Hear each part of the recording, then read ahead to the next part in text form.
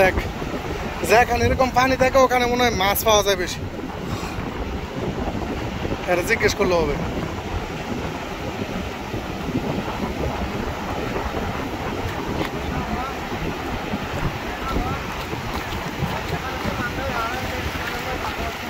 এই পানি থাকলে কি মাছ উঠে বেশি? এই এই এই যে লাল পানি থাকলে লাল পানি থাকলে কি মাছ বেশি থাকে? এই লাল পানিটা থাকলে এই জন্য এখানে দাঁড়ায় আছেন।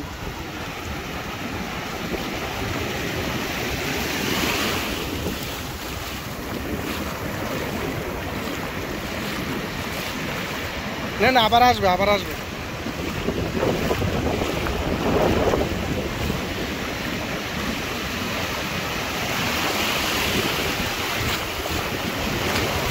এলো